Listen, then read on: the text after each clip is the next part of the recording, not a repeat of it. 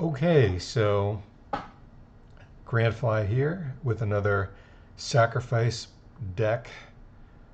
Uh, as you can see, I like building sacrifice decks. I have a bunch over here, and this is one that I can't believe I didn't try before.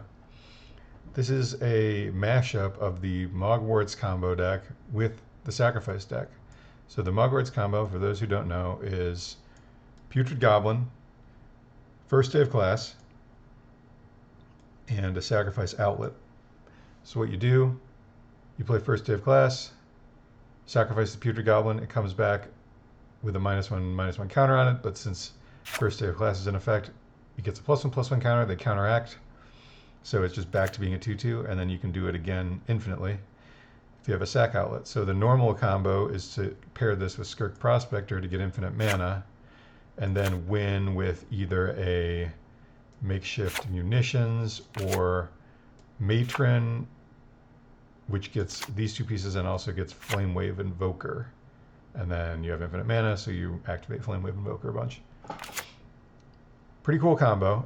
The normal version of the deck plays a bunch of Ichor Wellsprings and some Duresses and 4 Chromatic Stars, and honestly, I can't even remember what's in the normal deck besides these core cards.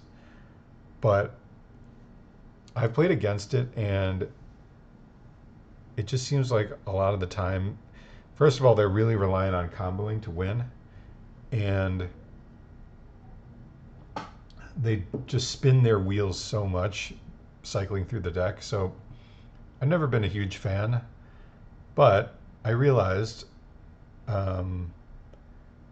so before I'd built a mono black sacrifice deck and played it a bunch based around Carrion Feeder and Mortician Beetle. These are the two main creatures, and then a bunch of other creatures that give you some value when they're sacrificed. And it's a pretty cool deck, but it's not exactly super powerful.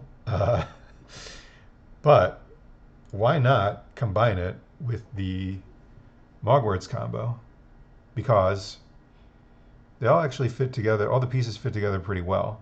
Like, Carrion Feeder is another sacrifice outlet, right? So if you're going off with Goblin and Putrid Goblin and first day of class, you don't need Skirk Prospector necessarily. You can just make an infinitely big Carrion Feeder and maybe kill them that way. Or if you have Skirk Prospector and no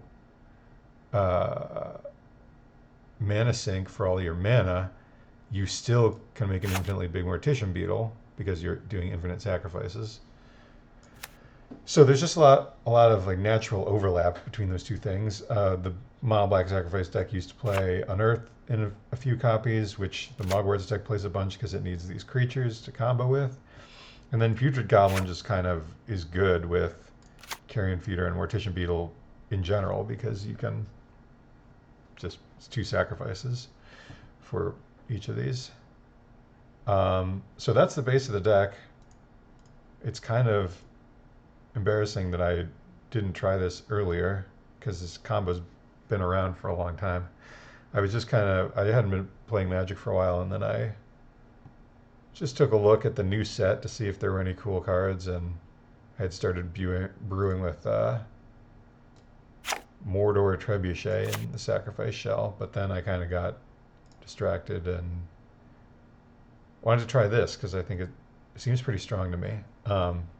Anyway, the rest of the deck is just kind of the same pieces from the other Moggwarts deck. A couple makeshift munitions, good with sacrificing things. Deadly Dispute, also good with sacrificing things. Cycle through your deck. Chromatic Star, same principle. I have a couple of Tragic Slip as removal. Since this is a little bit more of like a deck that can play a fair game, I wanted some actual removal. Random Chainer's Edict to kind of maybe have a chance against Boggles if I run into that with the one on the board. That might be dumb, but, and a Nested Shambler, which is just like a holdover from the other deck value card. Works with munitions and Carrion Feeder and whatnot. Or should maybe be something else, I don't know.